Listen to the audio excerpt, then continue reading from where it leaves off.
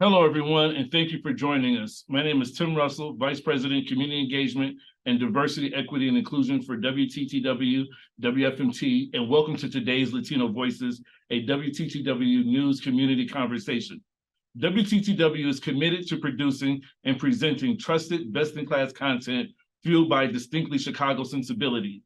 We have served as Chicago's window to the world, and our purpose is to enrich lives, engage communities, and inspire exploration. Essential to this purpose are our core values, in particular, diversity and equity. We celebrate differences, embrace inclusivity, and strive for equity. The stories we tell, as well as the people in front of and behind the camera and microphone, reflect the myriad of faces and voices of our region.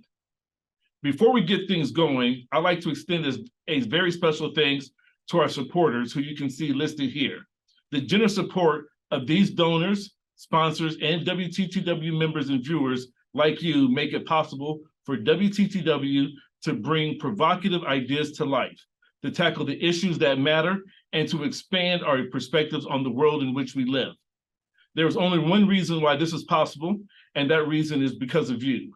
Thank you for your support. Now, please welcome Joanna Hernandez. Now, hello and welcome all to Latino Voices, a WTTW News Community Conversation. Thank you for spending your afternoon with us. I'm Joanna Hernandez. As we enter the primary season, Latino voters will be crucial in deciding the outcome of 2024 election.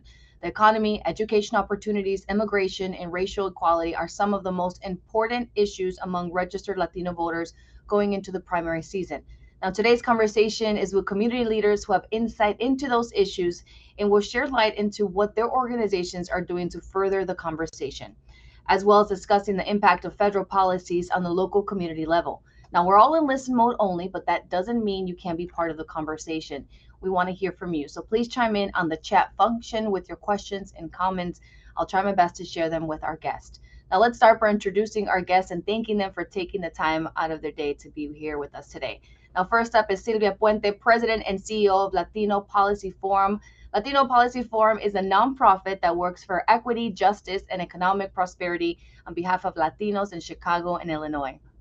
Then we have Ric Estrada, President and CEO of Metropolitan Family Services, one of the Illinois' largest and most well-known human services agencies.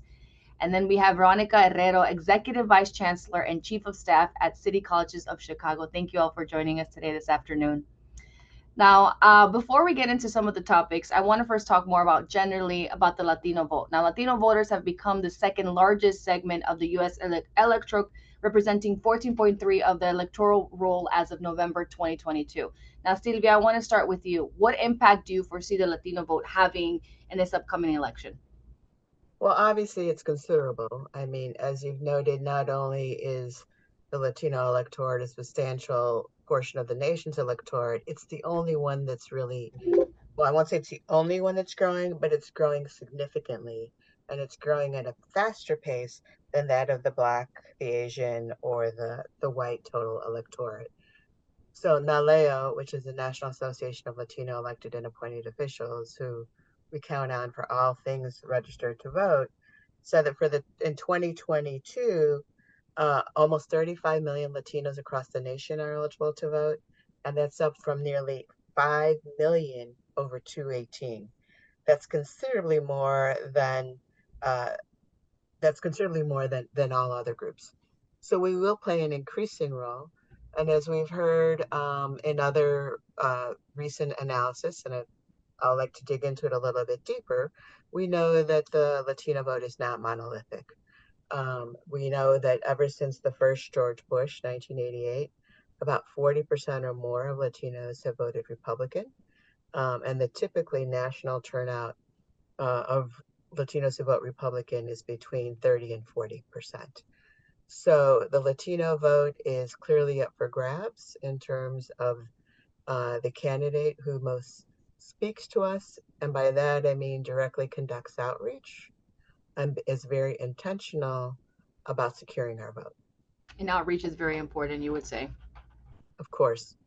Yes, I can talk more about that, but I know we can go on, but We've Ric, got a lot, I've got time, so maybe we can come back to you and get my Ric, partners. I want to go to you. What challenges or hurdles are there for young people and Latinos in general to vote, or have you seen there has been an uprise in the younger vote? Well, first of all, Joanna, thank you for having us here today. You know, it's the same thing for all young people. There's the great promise, right, especially for Latinos, that we're going to come out and vote, but that promise has so far been unfulfilled. Now, there are certain candidates that will get them excited, and as we saw in the last election, but in reality, I believe there's still an apathy there, and we're just not coming out in the numbers that we should come out in. What we are doing, I should tell you, is that as an organization representing 10 centers with about 65 buildings across the metropolitan area, we have a Get Out the Vote campaign. And so we are just making sure that every single person that touches one of our centers, and that's about 130,000 people a year, knows about the opportunity to vote, knows about their rights to vote, and our goal is to get them all registered to vote, because we're just simply not coming out. Ric, are you still seeing that I feel like there was this misconception in the Latino culture where it's like, oh, my vote doesn't count, or why should, pa qué, why should I vote? Yeah, we do see that, and I welcome Sylvia and Veronica's perspective on that as well. But certainly, and it's not only the young people, it's people that are as young at heart as I am, that are saying, well, why come out and vote? Nothing changes, whether it's, this candidate, that party, or this party, nothing really changes for this community. So why come out and vote? So it's our responsibility as leaders, as neighbors, to make certain that they come out and vote, and to explain why. And Veronica, I want to go to you. What have you seen as a vice chancellor and chief of staff at City Colleges of Chicago? Just building off of what Ric just shared, that it is our responsibility as leaders to make sure that our communities are getting out to vote.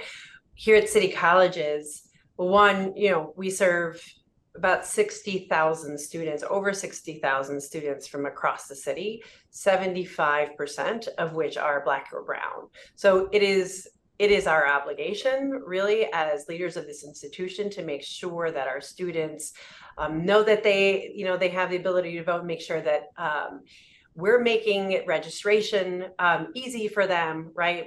That we have lots of opportunities for them to learn about the process as well.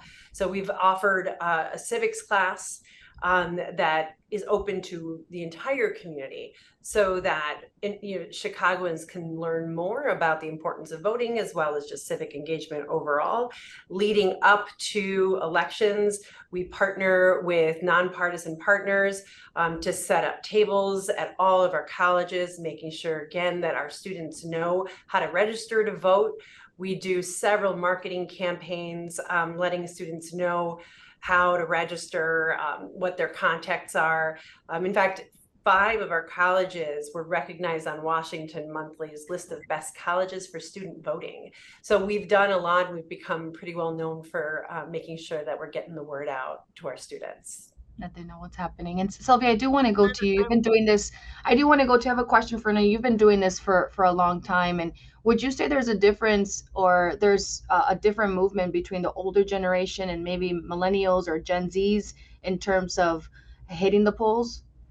Yeah, I mean, I think that's certainly backed up by a lot of research, and sort of 2 comments, right? Low voter turnout is not unique to the Latino community, but it certainly is a concern, right? I mean, in our last very contested mayoral election, we barely saw a third of registered voters in the city of Chicago come out to vote. Now, typically that's higher in presidential elections, but still, if we're approaching half of the electorate come out to vote, that's a really good day, right? I mean, it's not ideal, I think, given all the concerns that we have around the state of our democracy. But we also know that younger voters, and this is historical and ongoing and not new, younger voters don't come out to vote as much as their older colleagues or peers or their parents or even their grandparents. And that's especially important for the Latino electorate, because a third of our voters in the state of Illinois are under the age of 30. Only 20% of the overall electorate is under 30. So we have a much younger portion of our electorate who is young, who typically don't vote as often. So I think the votes, the efforts that both Ric and Veronica were talking about is very important. And then on the flip side of that, we know that older voters come out to vote in much higher numbers than do younger voters. And there again, just the demography, right? The demographics of our community. Only 13% of Latino adults registered voters are over 65, where it's almost twice that, 23% for the general population. So we have an inverse pyramid, if you will, right? And that the typical US electorate is much older, we're much younger. We know that a lot of younger voters, typically, no matter their race or ethnicity, don't come out to vote. What I usually say about this is we know that many of them are very civically engaged, but they're very civically engaged in protest politics. And our challenge is, how do we move our young people from real concerns about social issues that are impacting society, like climate change, like the Dobbs decision and others? How do we move them from the ballot box? I mean, how do we move them from the protest marches to the ballot box? And that's a challenge that only really comes with the hard work that we've heard of registering people to vote, but turning out people to vote as well. No, that's very true. I want to get into some of these policy issues people are talking about. Now, earlier this month, a federal judge declared the Deferred Action for Childhood Arrivals program, better known as DACA, to be illegal. Ultimately, it's expected the decision will lie in the hands of the U.S. Supreme Court. Now, Ric, I want to go to you. What are you hearing from DACA recipients about the ruling, and how might this impact young immigrants' desire to stay in the U.S.?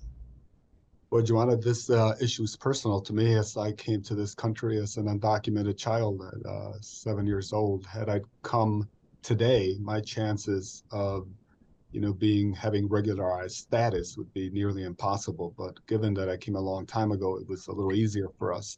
But to your question, what I'm hearing today is a combination of fear, of course. People are afraid of what it's going to mean to them and their life and their job and their education and their family, the separation anxiety that we get again. But we're also hearing resilience, that people are willing to speak out on this issue. They're not just going to sit around and be silent like maybe people in my generation, but they're out there, as Sylvia said, protesting these issues. And we need to make certain that other young people who are their neighbors, who are their cousins, who are their brothers and sisters in many cases, vote for them. So, and that's why these issues of voting are so important, that we need to make certain that if they don't currently have a voice, that we need to represent them. But certainly we're hearing fear, but we're also hearing some stories of increased empowerment and a louder voice. And Veronica, your team has worked to make college accessible despite barriers such as federal policies or immigration status. How has City Colleges aimed to do that? Speaking of the Supreme Court ruling, I mean, there's been a couple related to higher education over the summer. One of them being where, universities are no longer allowed to use race as a factor in admissions. That of course doesn't impact city colleges because we are open access, right? We truly are the most affordable and accessible higher education institution in Chicago.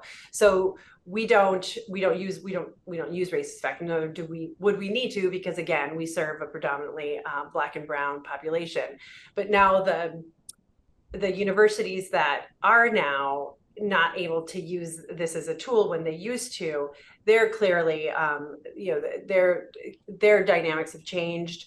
And they're going to need to figure out how to make sure they are continuing to bring diversity to their campuses. And I would say that, one way to do that is through community colleges, right? We are this amazing source of diverse talent, and it's practically free, right? We've got free college programs that include STAR Scholarship, right? This is the Promise program that we have with Chicago Public Schools. Graduates get up to 3 years of tuition and books covered. And the majority of the students who are taking advantage of this, about 60% of them, are Latino, and it includes also, this scholarship is also open to undocumented students. We also have a program called Future Ready. So when we think about all of the students and the Chicagoans in particular that are in need of education, we often think of our young people, but we kind of forget about our adult learners. There are many adults in Chicago who have, they might have a credential from a different country, right? And they're here trying to figure out how to use that credential or use that knowledge and skill set. We also have some adults with some college and no degree, right? So we've developed a program called Future Ready. It's free of cost to adult learners. These are short-term certificates and credentials that they can earn that lead to great jobs. So we've implemented several sort of free college programs to make college more affordable to students as they're thinking about not just an associate's degree, but a bachelor's degree as well. So we're really hoping that the universities that were impacted by that Supreme Court decision are now going to look more to two-year universities, and that, like, really at the national level, we are lifting really great student-centered models of 2- and 4-year collaboration so that we can ensure that not just that we're dealing with an acute issue, but that we are really coming up with a powerful, long-term plan, a real powerful play to ensure that, our students that we are bringing into post-secondary are diverse. I think these are some of the ways that we can do that is through 2- and 4-year partnerships. Putting that information out there. Sylvia, what are your thoughts? Joanna, the bigger solution here is that we know that DACA really is a stopgap temporary measure, right? And we assume that it is going to be able to continue because this is the second time that this judge has overturned the decision. And we've been fortunate that with all the legal minds and with federal support, it's been able to continue. But the broader issue here really is that we need, for more than 2 decades, Congress has refused to fix our broken immigration system. And so we really must look at how do we continue to pressure Congress and our current administration to come up with long-term solutions for not only for DACA recipients, but for our long-term migrants that have been here, as well as for the recent arrivals. I also wanted to spend a minute, Joanna, just in terms of thinking about what can be done. Ric and I are part with a group of other Latino leaders, what we call our Illinois Latino Agenda. And we created a whole voter campaign turnout in the last election, right? So one of our partners literally invested in knocking on 10,000 doors and sending text messages to encourage and increase Latino voter turnout. We were fortunate in that we were able to partner with Northwestern Center on Democracy and Inclusion and did 2 surveys over sampling Latino voters, but also including Black and white voters on who they thought would be the better mayoral candidate, and really shared that information widely. And then we had a whole social media campaign encouraging voters to turn out. Now, those are all efforts that we as community leaders are undertaking, and you heard about the efforts that are underway at MFS and city colleges. That's how we empower our communities. That's the initiative that we take as leaders in our space. But regrettably, what we're not seeing is the investment by the candidates in reaching out to Latino communities. We're not seeing the investment in people knocking on their doors. We're not seeing the investment in the media. We're certainly not seeing the investment, despite all the commercials that you see. A very, very, very small investment happens on Spanish language media. When we did our surveys earlier this year, we found that only about half, and in some cases even less than half, of Latino voters had been reached out to by any of the candidates asking them for their vote. That has to shift. Our candidates also have to take responsibility for realizing we're an increasing part of the electorate and have to invest equitably in our community as well. That's a good point. Now, someone did ask a question to you, Veronica. Do you see your students voting in midterm elections and local elections, or mostly presidential elections? And do your students become habitual voters? This was a question. So we obviously don't collect information about, the percentage of our students that actually go and vote.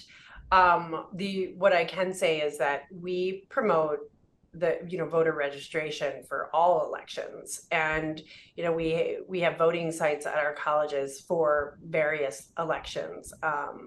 So, I don't know at the end of the day how they end up voting, or, as Sylvia described, how many of them go from, sort of the activism and the protest stage to the actual ballot box. I don't have that information, but wow, I hope that there are returns on all of the efforts that we are doing at city colleges trying to get them to vote.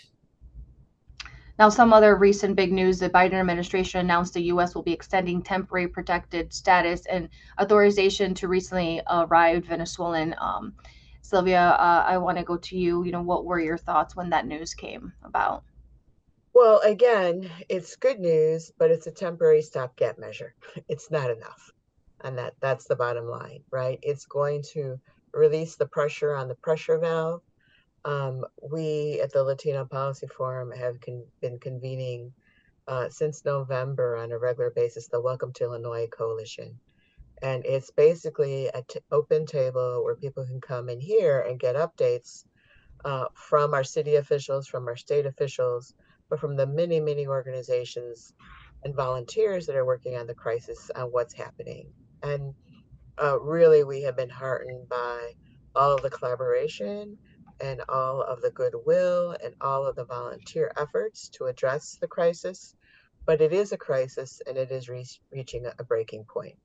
At our last meeting, it was just, both heartwarming, but also just so challenging to hear the frustration of the volunteers. There's one volunteer group that has literally prepared 25,000 meals for migrants since May alone. And they're doing it as volunteers. Yeah, but I've interviewed so many of these people. They're using, their own money. Their own money, their own resources because of their goodwill. Now, we know that the city is attempting to do things. We do know that the city and the state have invested hundreds of millions of dollars, but we're still looking for that cohesive, coordinated plan. So the Biden decision is a good release of the valve because it's only going to impact people who have been in the country since July. But the crisis is going to continue, and more buses continue to show up to Chicago every day and every week, and we expect that to continue through next year. So it's going to help those that are here, but it doesn't do anything for those that are arriving. We know we have a crisis. It's not unique to Chicago. We really have to come up, as I said, fix our broken immigration system. But understand that this isn't just about immigration. This is a humanitarian crisis that is unfolding because of the situation in Latin America.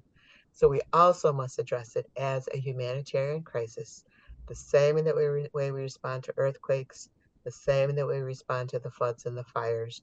We really need to shift our thinking about this from it being just not about immigration, but being a humanitarian crisis. And Ric, I want to go to you. I know we've seen, the videos of, we're talking about thousands of people crossing the border, crossing the river. It's just overwhelming to see. And I know your organization has served a lot of migrants in Chicago since the first bus arrived here. At this moment, what are your thoughts on everything that's going on and all these changes? Is it enough? Well, it could never be enough, given the humanitarian crisis that we are clearly under right now. And it is both a political crisis as well as these human beings are being used as political pawns by states in the South, sending them up here as we are a welcoming city, as we are in New York and other cities. They're testing that mettle, and they're testing that conviction that we are a welcoming city. So we are in the middle of the test, and it's actually, we're right in the beginning of it. And it is going to test our resolve as a city, as a state, as a community. It's going to test the resolve of our partners in the Black community, and it's going to test the resolve of immigrants who have been here for 20 years and that's still what it's doing. We're currently seeing that, yeah. Yeah, and we're seeing all that, and so here's, I'm going to answer your question with kind of like a different response, and it's, I want us to think about what's going to happen in 10 years. And I believe in 10 years, and I believe this in my heart and my soul and my DNA, that we are going to be so grateful in Chicago that we had this influx of talent of some of the most vibrant, risk-taking, young, ambitious talent from across all of our Latin American countries. They're going to revitalize the city if we do this well. And even if we don't do it well, they're going to revitalize the city. And the states in the South are going to be asking, how did Chicago do this? How did you pull it off? And we're going to say, because we were a welcoming community. We knew how to partner with those who were here before. And at the end of the day, if you think of all the great migrations to the city, the great migration from the South, there were two of them. The migrations from other countries, Ireland, Poland, during famine and war and strife. After the big migrations came a boom for those communities. And this is not going to be any different. There's going to be a boom in this town in about a decade or so. Short-term pain, no doubt. And we need to respond to it. That's a humanitarian crisis. But in the long run, it's going to be a good thing for the city. And I think most of us who study history are fully in agreement with that. That's an interesting perspective. And speaking of that talent, Veronica, many Venezuelans who came are coming with degrees or enterprise in their field, as you mentioned earlier, but oftentimes they would like to go back to school as well. How do you support immigrant students once they arrive and they have to deal with language barriers? Yeah, so one thing is we as a city agency, just to go to like how we need to support the families who are arriving as a humanitarian issue, and then I will answer your question directly, but at city colleges, we did partner with the city, and we were hosting the asylum seekers at 3 of our colleges. Our chancellor was, quick to say, we serve everyone in the city, everyone. And, there's no doubt that we've got our work cut out for us, just in serving the community of Chicago that is native to Chicago. But then now we've got this influx of individuals that we also need to lend a hand to. And then the immigrant population has always been a really important population for city colleges. I mean, my dad, as an immigrant, went to Truman College to learn English so that he could grow in his field of, he's a mechanic. And he grew, he always says, I learned to speak English at city colleges, which I'm really proud of. And I think that we are that point of entry for a lot of immigrants. So in addition to, we have, through our adult ed programs, we have English as a second language programming, and we serve over 10,000 students a year in those programs, and that's open to all. The other program I would highlight, I mentioned the immigrants who come in with degrees and credentials. Last year, so in 2022, Daly College launched the Welcome Back Center in partnership with the Bilingual Nursing Consortium.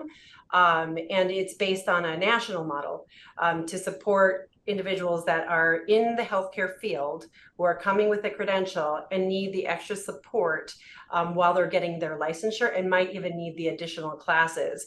And some of them stay as nurses, some of them take on other roles in healthcare. But we have a need for healthcare professionals, as we do in education, right? We need educators, we need teachers. So we're now expanding the program that was focused on healthcare to now include not just the immigrants with the credentials, but asylum seekers, refugees, and who are interested in pursuing education. We will also work with them at our Welcome Back Center. So we've definitely been trying to make the most of all of what's happening. And as Ric said, I think 10 years from now, we'll be appreciative of the additional talent that we welcomed in the city.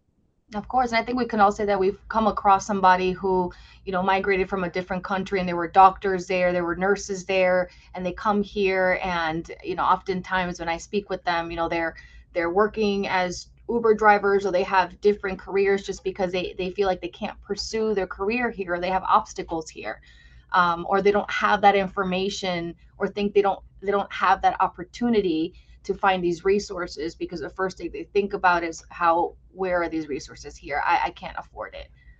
Sylvia, have you heard that? And sort of to Ric's point, and to expand on that, the Latino Policy Forum has been fortunate to partner with the University of Chicago Consortium on School Research.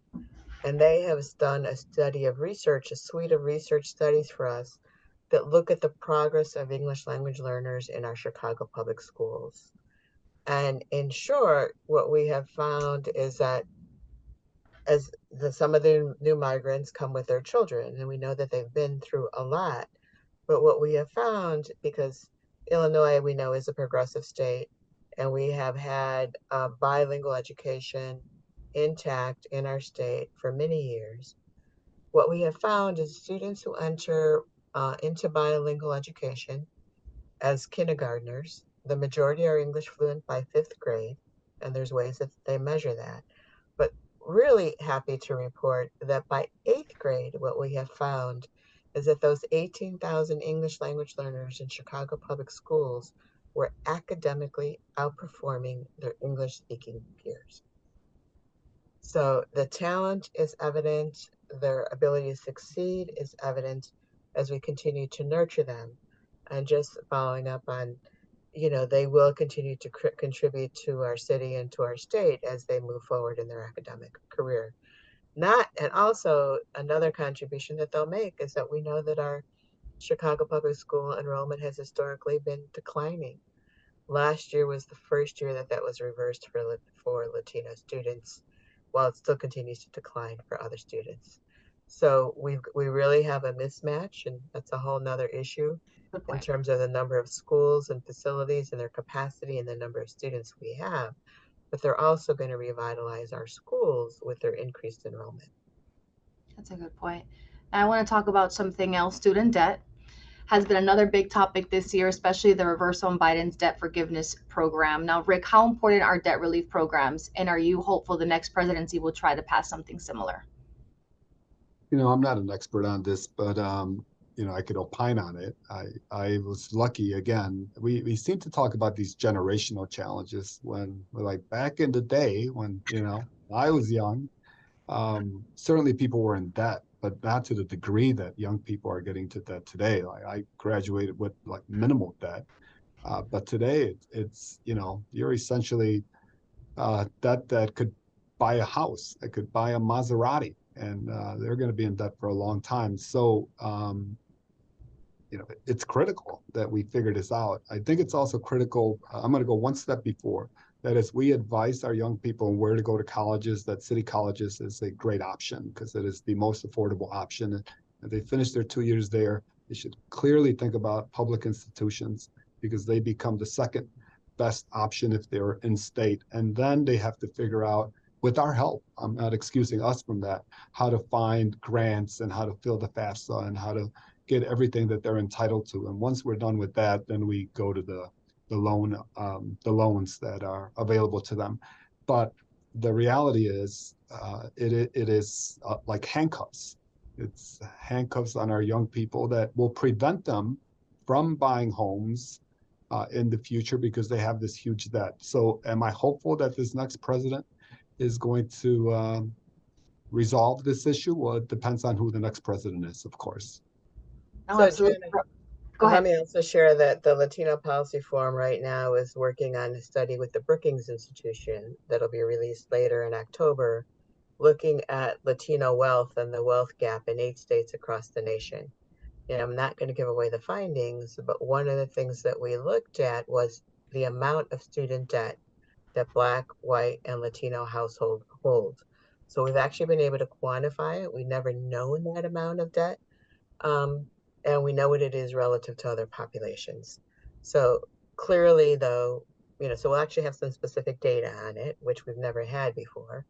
But clearly, just to echo what Ric has been saying, it's a concern. I mean, my daughter has been out of college for almost 15 years, and I do not understand why her student debt is the same as it was 15 years ago. I still have school debt, and my one of my brothers, he's going to dentistry school. He's only in his first year. He's already at over $100,000. Yeah. And that's just his first year. And to me, that's just insane for Insane. someone who wants to do something good. His dream is to become a dentist for the people. But what we don't talk about enough when we're talking about debt, there is the debt of what we owe to the institutions that have educated our young people and our children. But what we don't talk about enough about is how the financial institutions are reaping interest, and interest that continues to compound and compound and compound. That also needs to be looked at. No, that's very true. Veronica, what is your input on these thoughts? Well, one is like, I was listening to Rick, and I agree that at one point if you made the choice to go to college, the assumption was that you would do better than your parents, right? Or that, you would be all of a sudden more economically mobile. And that was true for a really long time. And unfortunately, that just isn't the case as much anymore. And as Sylvia shared, it's that particular case is really disproportionately impacting Black and Brown students and those who have a lot of debt.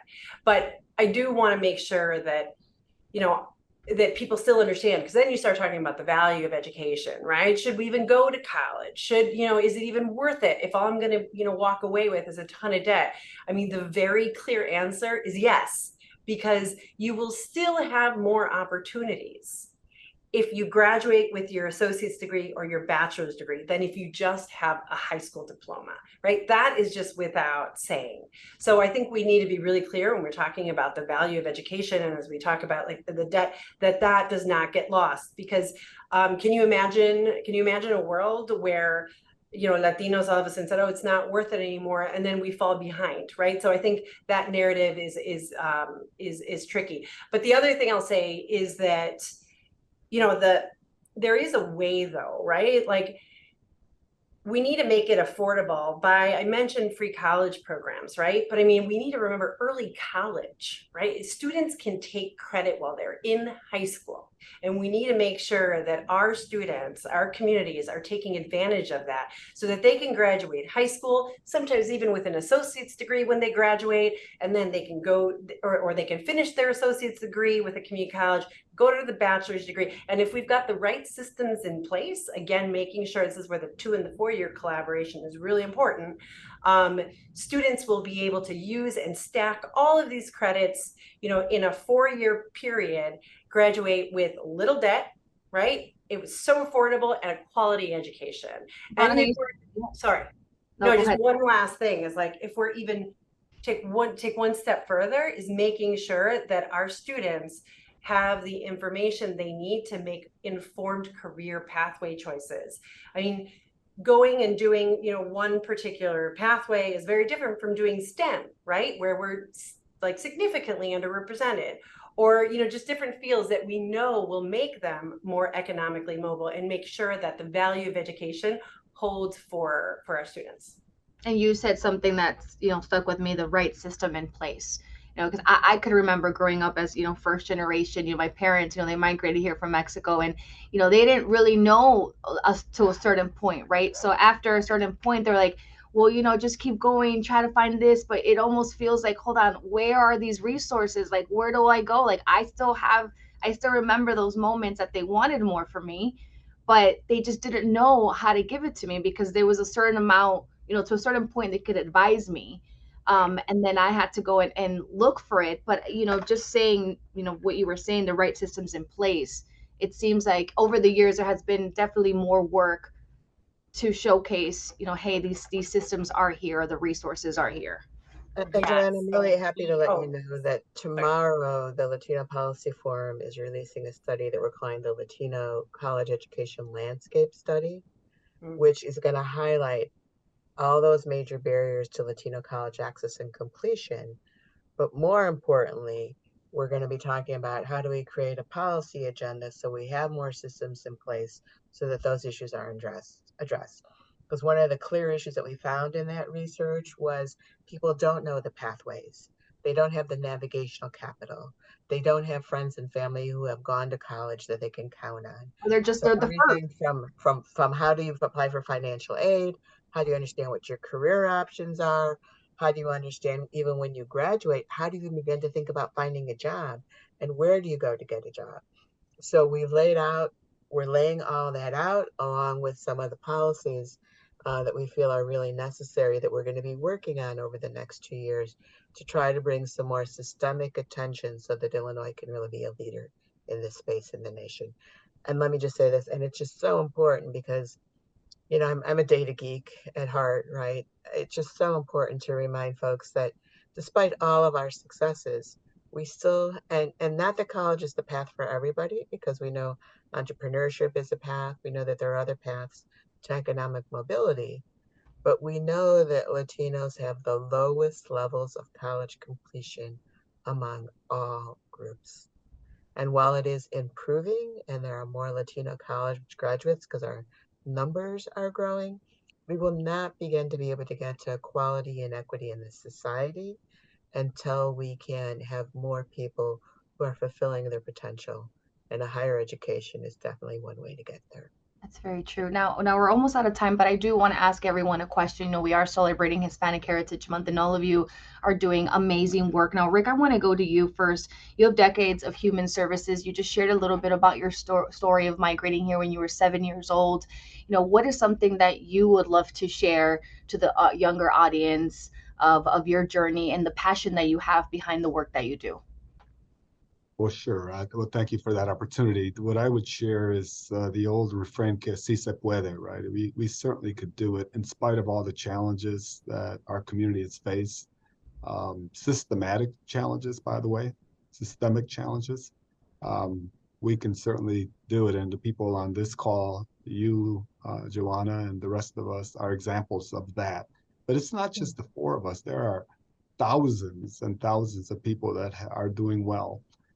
And as Sylvia said, college isn't the only path. And I certainly recommend college, but our labor partners need to step up as well and hire these people, these young people, to apprenticeship programs. And as we look into the future, whether it's technology or electricians and people who know basic electrical skills and basic math skills are likely to be more attractive in the future as we electrify the entire grid, as we look to new technologies.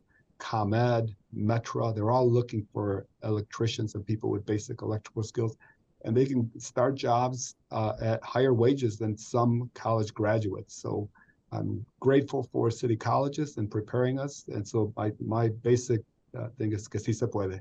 I love that. And Veronica, going to you, you know, you talked a little bit about your father going and migrating here and taking classes at Truman College. I mean, I'm sure he's proud of you that now you're the chancellor of city colleges. You know, what has that journey been like for you as you reflect back?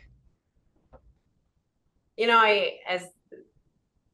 when I look back, I mean, I really think of how important I know it was for my parents for me to get a college education. And they, you know, sort of similar to what I was saying earlier, in their minds, us going to college was setting us up for, you know, an even, you know, more successful and happy and healthy family, you know. And I am convinced that we can fix this system so that others can take advantage of the same benefits that we've all reaped from higher education. And, you know, to be clear, you know, when I say college, I don't mean a bachelor's degree all the time. You know, trades is included. Those programs are included at city colleges. Those are credentials that students can get here at city colleges. So I think there are many pathways that our students can take. And I am really optimistic and hopeful that we're going to figure this out. Love that. And Sylvia, how about you? I know you've been, as I read, the CEO since 2009 of Latino Forum. I'm sure you've learned so much collecting data and doing different projects. You know, looking back at your journey, what would you say you're proud of the most? Oh, there's so much that I'm proud of, but I think that the advice that I would give is a lesson that I'm still learning, and it's to learn to ask for help. And so we don't always know what we don't know. And I look at the number of young people that call me out of the blue that just say, "Can I talk to you? And will you tell me about how did you get to your career, or how do I get involved in the community?" And I really do my best to find that time. But that networking, that asking for help, I know Ric and Veronica do this too, right? Don't be afraid to expand your circle to say, who can I talk to about this? And then literally make it a cold call of an email or a phone number to say, how can you help me do A, B, C, D, right? I didn't know anything about college. I was, although both of my parents are from Texas, I was the first one to go to college. All I knew was that the University of Illinois in Champaign was the best school in the state. So that's where I knew to go. I didn't know to talk to anyone. I didn't know to ask anyone. And I wonder what my life would have been like if I would have gone to an Ivy League school or someplace else. I mean, I've done pretty well, but there's so many opportunities I didn't know about because I had no frame of reference and I didn't know who to ask. I can These relate to days, that. we have Joanna, the internet. you Huh? know, Sylvia, what I was going to say, you said something that really resonated with me that we need to share with our young people, that asking for help is a sign of strength, Yes, not a thank you. sign of weakness. And so that is the first thing I tell my daughters and other young people. Asking for help is a sign of strength because you're showing some confidence and a willingness to learn. So please ask for help and ask for mentorship. Ask for mentorship and ask for that advice. So don't frame it as, oh, I'm both me, I need help, right? I know that I have an idea here. I know I want to go there, right? What advice do you have for me and how I get there? And then the other thing that I want to say, especially to young people, is people treat you how you show up. So if you walk into the room, oh, pobre mí, humilde mí, no puedo hablar, no one's going to listen to me, then that's how people are going to treat you. I'm not so smart. I just think I am. And and I say that's partially in jest, right? But it is that confidence, right? When you exude confidence, people want to be around confident What's the people, thing that they right? say? Fake it till you make it. Fake it That's till you kind of what make I it. tell myself sometimes. Fake it till I make it. I'll make it in some room. Yeah, because we all have some of that, right? We all Right. have But something. it's just that confidence that people will treat you how you treat yourself. And It's when very I true. would walk into the room and I would be the only Latina in a room full of white executives, and I would be on the corner and no one's talking to me, I had my moments of doubt and insecurity. And it wasn't until I learned to sit at the table and say, hey, I'm here, and make sure I'm going around talking to everybody at that, right? That began to shift. So, There's some power into doing that, honestly. That's a whole other conversation. There's some power in like just feeling proud of, your culture and just who you are and going into a room where you just look completely different. And exactly. it's like, you know what? My opinion matters, guys, okay? Right. And I don't want to negate the responsibility that all of those folks have at the table. Of And I'm course. so pleased that we're in an era now where I can say, I'm one board, and the one guy says to me all the time, yeah, I'm the old white guy at the table. What do you think, Sylvia? Right? That's I'm so glad we're in an era where we can speak to that. But exactly to your point, Joanna, it's like being proud of who we are. There's only one of us in the world. There's only one of you. We each have unique gifts to contribute. And my journey and our journey is, how do we best identify our gifts and use those gifts to bring some more promise and to make the world a little bit of a better place. Well, thank you, everybody. That was a great message to end this conversation. Again, thank you, Veronica, Sylvia, and Rick. Thank you to our viewers for participating in today's Latino Voices, a WTTW News Community Conversation. Please take a moment to share in the comments any ideas, stories, topics, and issues to us that we need to be covering. Now, also some exciting news. We have some updated showtime starting October 2nd.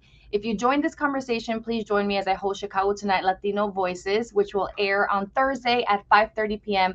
and 10 p.m. and Chicago Tonight Black Voices on Wednesday at 5:30 and 10 p.m. with host Brandis Friedman. Now, again, this new schedule starts October 2nd. And again, thank you all for joining us. Take care and have a great rest of your day. Talk to you soon. Take Bye-bye. care, everybody.